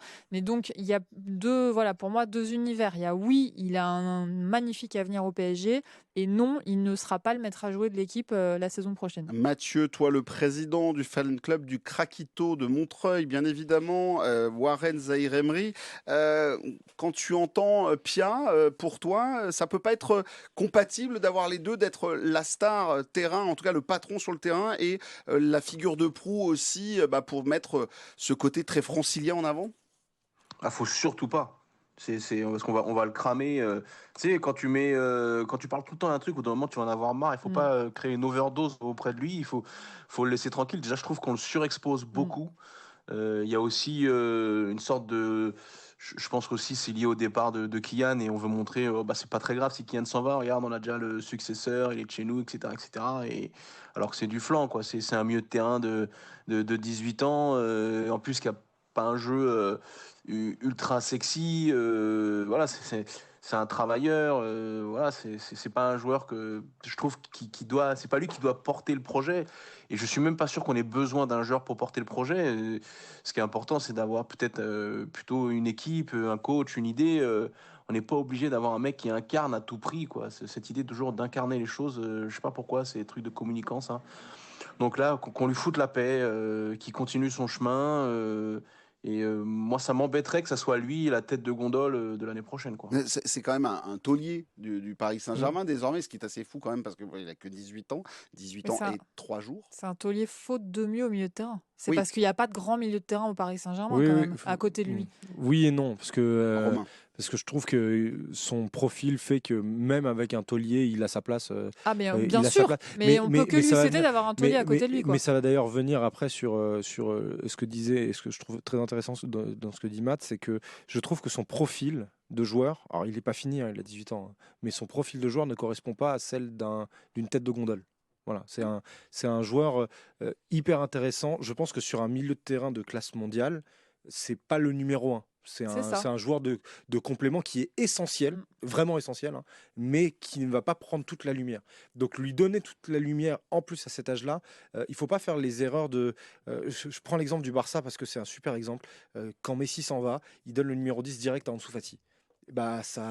Et ça a fait en sorte qu'il y ait eu encore plus de pression sur Ansu Fati, qui a en plus eu des problèmes physiques qui ont été mal gérés par le Barça. C'est autre chose, mais ça a fait que tu crées des attentes, et là on le voit, en ce moment Warren il est un peu moins bien, ses matchs sont un peu moins convaincants, et si ça lui tombe dessus tout de suite, on ne sait pas encore comment il peut réagir, et le meilleur moyen de favoriser le fait de lui tomber dessus, c'est de le mettre en tête de gondole comme il est comme ça. Donc non, il ne faut pas que ça soit le cas. De toute façon, on ne peut pas dire à un jeune de 18 ans qui est sur sa deuxième, voire troisième saison pro l'année prochaine, on ne peut pas lui dire vas-y, maintenant les clés elles sont à toi. Non, surtout si on fait ça, on est des gros fragiles en fait. C'est ça et on parle de responsabilité, oui, mais bien sûr. Dans les négociations, Warren, ça ne doit pas être un des plus gros salaires du Paris Saint-Germain. Pas encore. Je suis d'accord. Pas encore. Ouais. Il faut y aller crescendo. Il ne faut pas essayer de lui donner l'impression que le club est à lui, que maintenant c'est son club, etc. Ah, mais tu sais très bien qui est derrière. Tu sais très bien qui est derrière tout ça. Alors savoir Georges Mendes, tu veux dire qui est derrière. Non, mais Georges Mendes, il sent bien que le PSG, il y a un trou. Je veux bien, mais il y a un moment où le Paris Saint-Germain doit réfléchir en tant que club. Donc, si le PSG réfléchit en tant que club, il y a des décisions à prendre pour ne pas mettre en difficulté. Mais en plus, ça mettrait en difficulté non seulement Warren, mais donc par extension le PSG, quoi. Pia, tu voulais réagir sur ce que tu es en train de dire, Romain? J'estime que si le PSG est vraiment une institution comme il le souhaite l'être, si tu as un joueur comme Warren qui arrive avec un super agent à ses côtés et que le super agent dit, puisque tous les grands clubs veulent Warren, il faut le payer à hauteur de ce que gagne un joueur qui a 15 ans d'expérience, j'estime que dans ces cas-là, le club doit dire « Ah, donc c'est pas vraiment ton projet de rester au Paris Saint-Germain ». Mais lui, il en a très envie, on le sait. Mais oui, bien sûr, mais j'espère qu'il ne sera pas pris dans un truc où son agent va essayer d'extorquer de l'argent au Paris Saint-Germain, parce que je suis complètement d'accord avec Romain, il faut que ce soit gradué, même si là, on est d'accord que là, il est sur une phase où son salaire va être multiplié par 100, enfin, je ne sais pas combien, mais ça va être énorme le changement de salaire, mais ça, c'est normal. Mais il ne faut pas que ce soit la star de l'équipe. Ce n'est pas le cas sur le plan sportif, ce n'est pas la star de l'équipe et il ne faut pas que ça le devienne. Et je repense encore aux supporters qui voulaient quand même lui filer le numéro 6 de Verratti quand Verratti est parti, quoi. Non, 33, c'est bien. Mais c'est Bon, parfait. pour cette saison, l'année prochaine, il peut le prendre. Hein. Oui, L'année mais prochaine, il sera pas plus. juste après, tu vois. Il y avait Mais- vraiment un côté, Oui, oui. genre, Oui, je vois. c'était le prochain Verratti. Non, en fait, à 17 ans, t'es pas le prochain Verratti, on se détend, quoi. J'imagine Damien Dole, notre ami de Libération, en train d'écouter ce podcast et voilà, de faire Alors que le ce 6, malaise. alors que le 6, il doit être pour Vitinha. C'est ça, ce malaise. Il est chez lui, tranquille, avec les enfants en train de discuter, puis il entend qu'il faut donner le 6 à Warren Non, Zaïre-Emery. justement. Mais tu vois, Vitinha, non, mais c'est de la voilà. communication. Mais tu vois, c'est de la communication. Juste, Mais rien il que est sur sous le match. contrat en juin 2025. Sur le match de dimanche, en visuel de photos de joueurs, il y est 2 fois et il n'y a pas d'autres joueurs. C'est-à-dire qu'il y a une photo de lui de Warren sur l'échauffement. Genre c'est la tête de gondole Sur quoi? Sur de le site du l'échauffement. PSG? Sur le Twitter du PSG. Sur le D'accord. Twitter du PSG. Il y a la composition où c'est normalement la liste là. Ensuite il y a une photo de Warren. Après il y a toutes les images qui sont en fonction du match, donc en fonction des événements qui se passent dans le match. Donc là il y a pas mal de Gonzalo Ramos parce qu'il met 2 buts. Et fin de match, 56e, il y a 2 partout, il y a pas d'événement. Ouais. Photo de Warren. Et fin de match, le visuel Warren. final, photo de Warren. Donc moi, non, c'est too much quoi. Juste, ok, j'ai compris pour le sportif, mais Mathieu, sur la partie. Il a son drapeau aussi. Oui, il a son drapeau, c'est ce que Mais je oui, disais mais tout même à l'heure. ça, Vu que tu m'écoutes, On n'a jamais fait un j'en ai drapeau. parlé. On n'a jamais fait un drapeau sur des joueurs. On en a fait Si, un cette Mbappé. saison pour Mbappé, un cette La saison saison et donc. dernière, je crois, non? Ça date pas de la Je crois saison pas, Ouais, dernière? ça part de la saison dernière. Ok, la voile, ok, très bien. Mbappé. Donc on en fait 2 en un an là, 2 en un an et pour Warren. Juste, Enfin, on peut communiquer dessus c'est quand too même, much, quoi. Mathieu, parce que c'est quand même une identité. C'est aussi quand même on est en train de nous vendre un projet francilien, jeune du cru, etc. Bah, Warren, il a le profil quand même. Mais qui a vendu ce projet? Je sais pas, moi. On nous a vendu un projet banlieue avec des mecs qui venaient d'Evreux, donc bon, il y a un moment, je veux bien. Parce qu'on nous a vendu le projet francilien. Il n'y a que Randall Colomwani qui est arrivé en fait comme mec de Paris, quoi. Sinon tout le reste c'est pas des mecs de Paris, quoi. Lucas Non, il y a Hernandez. Nordi Mukiele, quand même. Oui, mais c'était il y a 2 ans. Oui, Oui, mais il est arrivé il y a 2 ans. Mais déjà. parce que Lucas C'est vrai. Hernandez, il vient pas trop de Paris et Évreux, c'est pas Paris. Pour Dembélé. Bah, Barcola, il vient pas de Paris non plus. Et Barcola, il vient de. Bon, d'accord, jeune français. Bon, bah, Ouais. ça Mais non, représente quand même. Mais jeune t'as raison, français, t'as Warren raison. Zaïre-Emery. Non, mais là où t'as raison, c'est que c'est pas toi qui l'as inventé. Hein. Ah oui, c'est pas moi, On je nous suis a en train de vendu me un faire projet de engueuler. banlieue qui n'avait ni queue ni tête parce qu'il n'y avait pas de banlieue dans le. Mais Ou alors surtout, banlieue, mais pourquoi pas banlieue faut parisienne. absolument Quoi. qu'on ait un Mathieu. projet avec un nom. Pourquoi il faut absolument qu'on ait un projet avec un nom, identité je veux dire, on s'en fout. Je veux dire, City, on sait pas c'est quoi le nom de leur projet, on s'en cogne. Liverpool aussi. Si, c'est le projet Liverpool, Guardiola. Voilà, bah tu vois, bah, là, Projet nous, Guardiola, notre projet ça va Klopp. être- Donc là, on ça a un va projet être Lucien Riquet. Riquet. Voilà, Il exactement. faut rester avec Lucien Riquet. Donc tu lui donnes les joueurs qu'il veut. S'ils viennent de Madère, de Créteil-Soleil ou de Cagnes-sur-Mer, on s'en fout en fait. L'important c'est que ce Samy soit des Traoré. joueurs que ce soit des joueurs qui rentrent dans ce que lui a besoin. Et puis j'espère que on va pas faire la connerie il faut des noms. Il faut pas de noms en fait. Il faut des joueurs qui soient polyvalents, qui correspondent un peu à ce que le coach veut en place. Franchement, s'il n'y a pas de nom, s'il n'y a pas de joueurs à 150 briques, c'est pas grave. Faut pas faire le Barça après Neymar où ils ont dilapidé de l'argent, ils ont fait n'importe quoi et ils s'en mordent encore les doigts aujourd'hui. Effectivement, et d'ailleurs, il y en a un qui s'est mordu les doigts, qui se mord les doigts actuellement en voyant partir Kylian Mbappé, c'est Nasser Al-Khelaifi. Nasser Al-Khelaifi, on va arrêter sur Warren Zaïre-Emery, mais puisqu'on parlait de ceux qui sont en train de nous vendre le projet Île-de-France, jeune génération, les jeunes espoirs français au Paris Saint-Germain et la jeunesse du PSG, après derrière, la jeunesse du PSG, on le souligne bien sûr, face à la Real Sociedad, c'est la plus jeune équipe de Ligue des Champions, c'est le Paris Saint-Germain, avec 23 ans et 6 mois de moyenne d'âge. Nasser Al-Khelaifi qui hier, chez nos confrères de RMC, a tenu interview au micro de Marion Bartoli, l'ancienne joueuse de tennis Supportrice de l'OM. supportrice de l'OM effectivement, et qui était du côté de Doha pour Tombeuse de Noël Le Graët. C'est vrai, effectivement.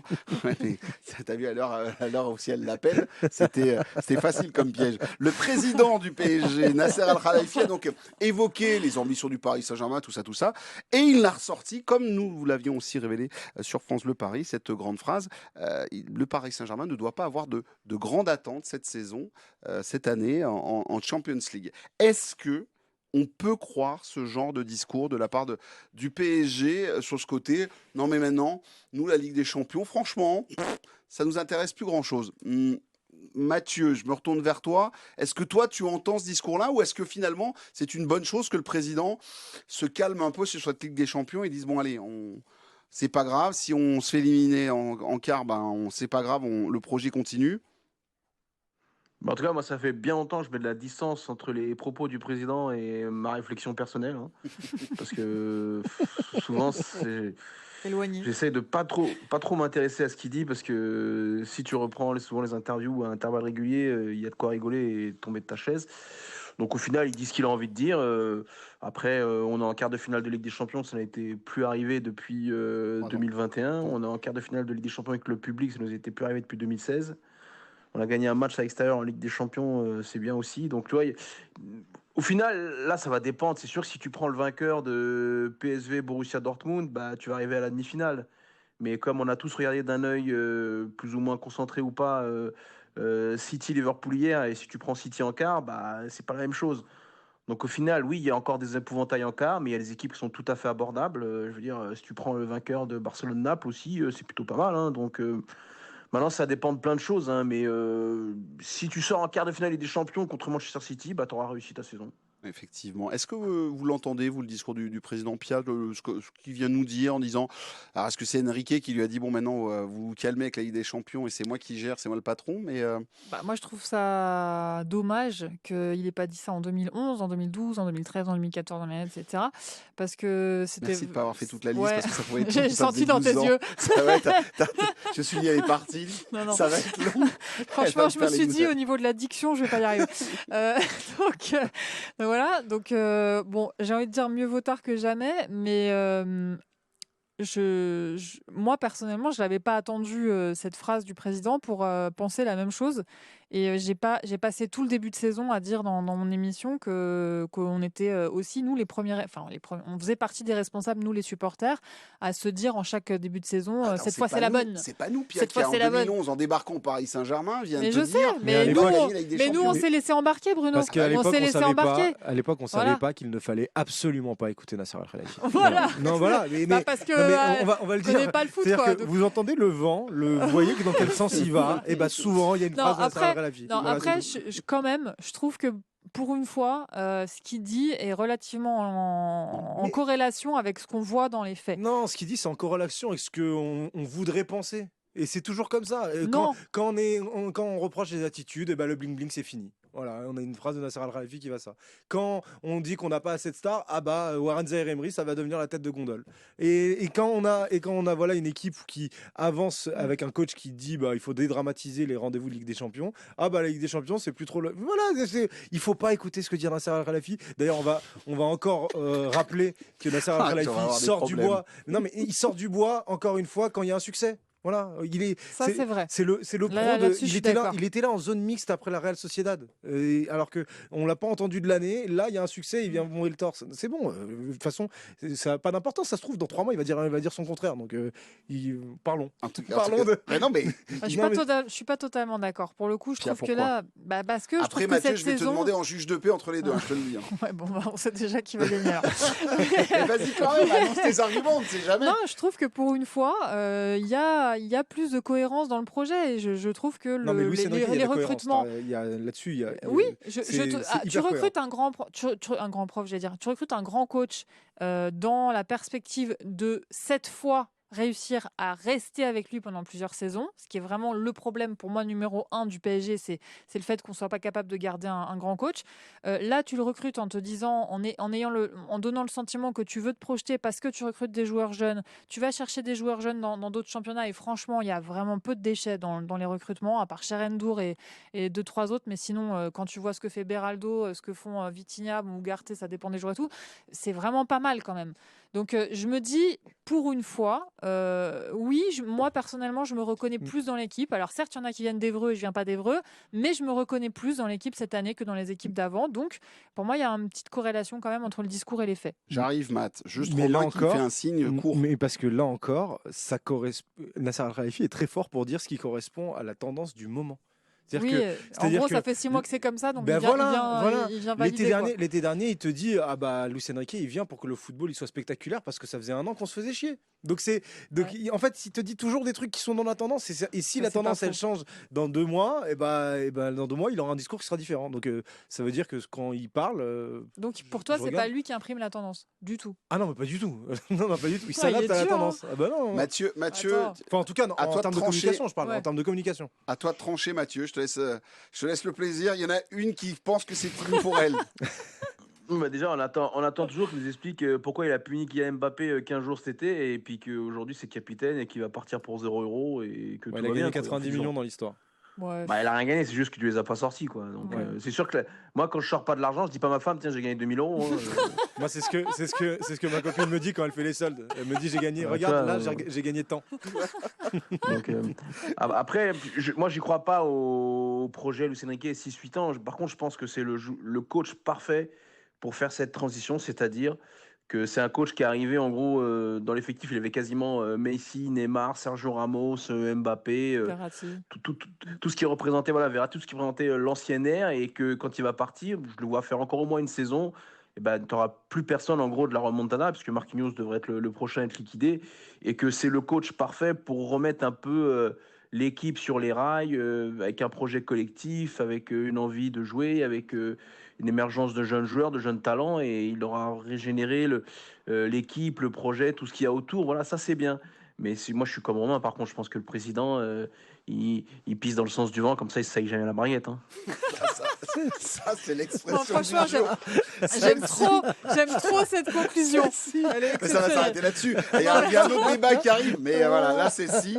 Voilà. Alors ça rentre pas dans la boîte à soupe, mais voilà, mais c'est magnifique. Franchement, on la garde et on s'arrête lui là-dessus. donne la boîte à soupe même. On te donne les 8 €. Dernière question, les amis, avant de se dire au revoir, bien évidemment, dans ce podcast et dans cette émission. On va parler du Parc des Princes. On va parler quand même, parce que il se passe des choses autour du parc. Je pense que c'est un peu passé au travers, mais je vous rappelle quand même qu'il y a une petite dizaine de jours, dans le Financial Times, puisque Arctos, le nouvel actionnaire minoritaire, l'actionnaire minoritaire du Paris Saint-Germain, une boîte américaine, un groupement américain, le patron, le directeur général de cette boîte qui s'est dit, tiens, on va pas se présenter aux médias français, mais on va plutôt parler aux médias anglais directement, qui connaissent bien le dossier. Il est allé parler et il a dit cette petite phrase: il existe une forte possibilité de voir le PSG développer un nouveau stade moderne en banlieue. C'est pas moi qui le dis, c'est pas le PSG qui le dit, c'est son actionnaire, parce qu'en fait on comprend bien que derrière ça tire un petit peu les ficelles. C'est en cours et on y travaille avec eux. Il y a trop de demandes insatisfaites aujourd'hui et ce projet peut régler le problème. Je pense que cette phrase, elle est passée un peu au travers de tout le monde parce qu'il y avait la Ligue des Champions au milieu, mais quand même c'est annoncé. Et donc, depuis quelques jours, depuis quelques semaines, on a des noms qui sortent comme ça. Montigny le Bretonneux qui s'est préposé, je peux même vous dire, et voilà, on va trahir un petit secret, mais je pense que Montigny le Bretonneux, le projet est quand même assez bien avancé et que le PSG travaille très fort dessus depuis quelques temps. On a Gonesse qui est apparu, on a Aulnay-sous-Bois qui nous a fait une petite vidéo, et on a ce week-end Châteaudun en Eure-et-Loire. S'il y en a un qui peut aller sur Wikipédia pour nous faire une petite fiche, voilà, tu y es. Donc, est-ce que c'est à côté de Nogent-le-Rotrou? Voilà, c'est ça. Alors donc... c'est quand même dans le bassin parisien officiellement, situé au sud-ouest du bassin parisien. Très bien, 130 km de Paris. Aux portes de la Beauce et à l'est du Perche. Voilà, très bien, très bien. Et donc, non mais c'est entre Chartres et Orléans, quoi. Voilà, mais donc c'est pour. Voilà. Voilà. Non, mais on peut aller à Gérone si vous voulez. Hein. Mathieu, Gérone, c'est sympa. Hein. Mathieu, est-ce que. Lâche-nous avec ton Gérone. Là. Bah, c'est à 1h30, de Paris, c'est comme Châteaudun. C'est ça, mec. Comme l'a dit un auditeur, un internaute sur Twitter, en disant on a qu'à se barrer au Qatar aussi, faites des charters et puis on va tous voir les matchs là-bas. On va essayer d'être plus sérieux, mais Châteaudun. Comment tu veux être sérieux avec Châteaudun, sérieusement? Non, mais vous êtes plutôt Châteaudun, Montigny-le-Bretonneux, c'était pour vous allumer un petit peu, mais. Il se passe des trucs quand même autour de ce stade, Mathieu, et ça sent pas bon. Ah bon, il se passe rien, tu vois pas que c'est du flan tout ça. Ah bon? Mais bien sûr, il se passe rien. Okay. Ils vont rester au parc parce qu'ils ont rien, ils ont pas de plan B. Ouais, moi je te le dis, Montigny-le-Bretonneux. Je vais pas mettre une grosse pièce. Au bout de ma rue, à Cagnes-sur-Mer, il y a un cirque qui vient de partir. Ils avaient mis un lama. Il a enlevé toute l'herbe par terre. Le terrain, il est nickel. Donc, je vais te faire une vidéo. Je vais l'envoyer. Et comme ça, il y a le tramway qui arrive en 2028. Et comme ça, tu pourras aller jouer là. Mais qu'est-ce que tu vas aller jouer à Châteaudun, Montigny-le-Bretonneux? Non, pour moi là où je suis un peu d'accord avec Matt, sans être d'accord sur le lama. Non, mais t'es un génie, Mathieu, c'est pas là où je suis d'accord. Pourquoi tu veux repartir derrière ça? Moi, je pense qu'ils sont dans une. Je pense qu'ils sont dans une stratégie Bruno de. qui pleure. Il pleure dans sa veste de costard. Je pense qu'ils sont dans une stratégie de temporisation. Et que le but, c'est véritablement d'attendre qu'il y ait une mairie qui puisse potentiellement se changer en 2026. Et là, il y aura d'autres négos qui vont se refaire autour du Parc des Princes. Mais tout ce qui est en attendant, là, déjà Montigny-le-Bretonneux, c'est loin, mais alors Châteaudun.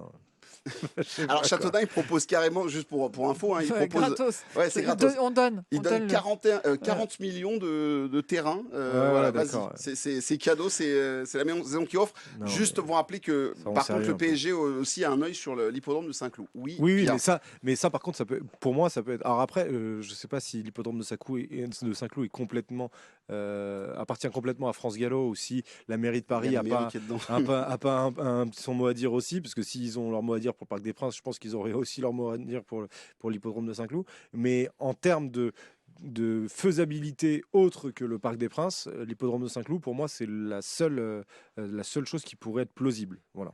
Pierre. Mais par contre, oui, Mathieu. Je dis pas que des conneries. Là, c'est une vraie info que je te dis parce que même si je suis à loin, j'ai mes petites sources. Ce que je peux te dire, c'est que la mairie et le club, ils essayent de reprendre langue, comme on dit, mais ils savent pas trop comment. Donc là, parce qu'ils voient bien tous les deux en fait qu'ils sont dans une impasse et que cette impasse, elle arrange personne. Et voilà, et en fait, là, il y a juste une histoire d'énorme égo entre Nasser et Anne Hidalgo. En gros, les deux, ils veulent plus voir l'autre. Il y en a aucun des deux qui veut faire le premier pas vers l'autre. Sauf qu'à un moment donné, il y a des gens aussi intelligents autour d'eux. Et ils se sont rendus compte qu'avec un peu de recul, 6-7 mois d'hystérie collective, bah ouais, aller jouer à Châteaudun ou à Montigny-le-Bretonneux, c'est un peu une idée de merde. Tiens, ça, c'est pour la boîte à mots. Et que finalement, ce qui serait bien, c'est qu'on s'assoit autour d'une table et qu'on voit comment on peut s'arranger. Parce que l'idée de rester au parc, ça arrange tout le monde.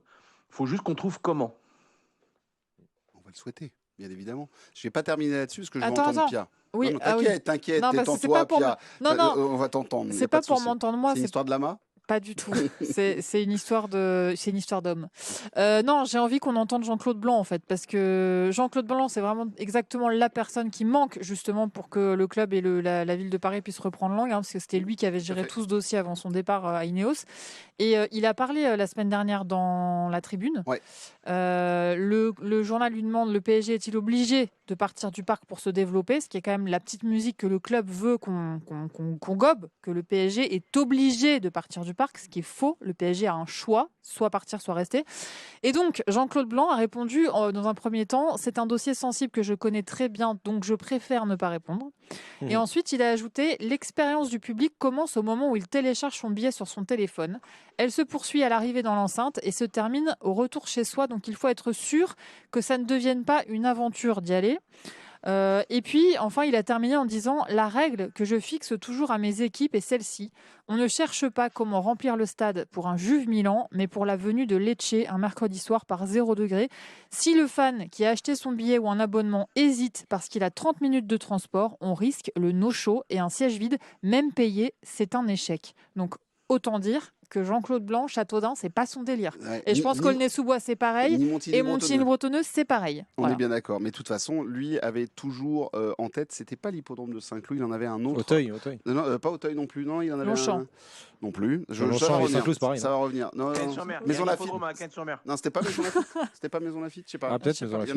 Il en avait un en tête et il avait beaucoup travaillé avec France Gallo pour avoir une sortie de secours parce que c'était quelqu'un qui prévoyait Jean-Claude Blanc, et je pense très clairement qu'il n'a pas été forcément remplacé dans ses attributions et dans ce qu'il pouvait apporter au Paris Saint-Germain, puisqu'on rappelle quand même que tout ce qui s'est passé du côté de Poissy pour faire éclore et sortir de terre le centre d'entraînement du côté de Poissy, Jean-Claude Blanc y est pour beaucoup. D'ailleurs, je retiens toujours cette photo où Nasser Al-Khelaifi, alors que Jean-Claude Blanc lui avait annoncé qu'il partait, Nasser Al-Khelaifi a demandé à ce qu'il soit là présent sur les photos avec les joueurs, parce que effectivement c'était pour lui.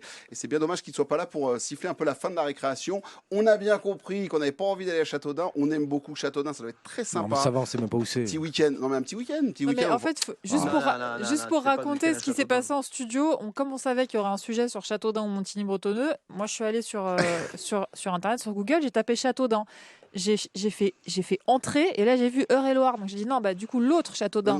Donc là j'ai tapé Châteaudun PSG et là je vois quoi, que c'est ce Châteaudun là, quoi. Et Romain a eu la même scène 5 minutes après, pareil sur Google. Ils ont 0,01% de chance, mais ils tentent leur chance. Après ils font parler de leur ville. C'est aussi une façon de faire parler de la ville. Puis de dire qu'il y a un terrain de disponible et qu'ils sont prêts à faire des choses pour gratos. Ils n'ont pas de club aux alentours, donc bon, ils sont gentils. Non, mais ça fait un coup de pub. Il y en a, il est Bougon. Là, tu l'emmèneras pas à Châteaudun. Non, mais ça va. T'imagines 130 allées, 130 retours pour aller voir un match. Jamais de la vie. Et le match à 13h pour aller à Châteaudun? Il faut partir à 9h le matin? Non, c'est mieux d'avoir le match à 13h parce qu'à 20h, t'es pas rentré. T'imagines un match à 21h? Match à 21h pour aller à Châteaudun. Personne imagine. La sortie de Châteaudun. La sortie de Châteaudun, quand il y a 60 000 personnes qui vont devoir sortir en même temps. Et la SNCF qui veut pas faire de train de nuit. Oh, putain, avec les micro-trottoirs de riverains déjà agacés des supporters parisiens qui sont dans leur vie. Il y a un Buffalo Grill. Je pense qu'on va s'arrêter là-dessus. Voilà. Il faut donner 2 autres marques, c'est ça normalement quand on dit Buffalo Grill, Hippopotamus, je sais plus quoi. Flunch. Très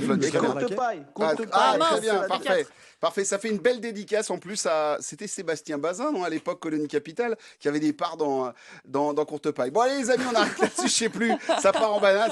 Quand on commence à déraper comme ça. Non mais du coup, il faut continuer. Voilà, il est temps de siffler la fin de cette émission.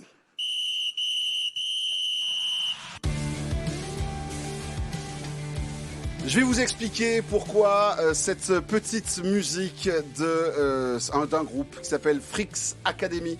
C'est pour faire un grand coucou à tous ceux et toutes celles qui nous écoutent à l'étranger, loin comme ça. Et on a un ami, on a un copain. Alors je sais que c'est un copain de Matt Fort, mais peut-être aussi autour de la table. C'est Romain Delbello, ancien journaliste du côté de Canal+, et aussi de TF1. Et notre ami Romain, il a créé un groupe là-bas aux États-Unis. Ça s'appelle Frix Academy. C'est son titre. Voilà, j'avais juste envie de lui faire un petit coucou. Cool. Il nous écoute. Quelquefois, il se pose pour les matchs du Paris Saint-Germain, mais aussi pour les podcasts comme ça. Il se pose du côté de Redondo Beach, du côté de Los Angeles. Il se pose, il se prend son sandwich et il s'écoute en bord de plage comme ça. Ça va la vie, quoi. On ne dérange pas Romain Delbello, là. Et donc, il s'est fait son groupe et donc je l'embrasse. J'avais juste envie de terminer comme ça. Je voulais remercier Pia, je voulais remercier Romain, je voulais remercier Matt. Merci à toutes et à tous de votre fidélité. N'hésitez pas, les petites étoiles, les pouces, les commentaires sur YouTube, en podcast, sur iTunes, sur tout ce que vous voulez, bien évidemment sur toutes les plateformes. Merci de votre fidélité. Et donc, ce que vous entendez, je vous rappelle, ça s'appelle Frix Academy. Salut, ciao, bye bye. Il est temps de débrancher cette émission.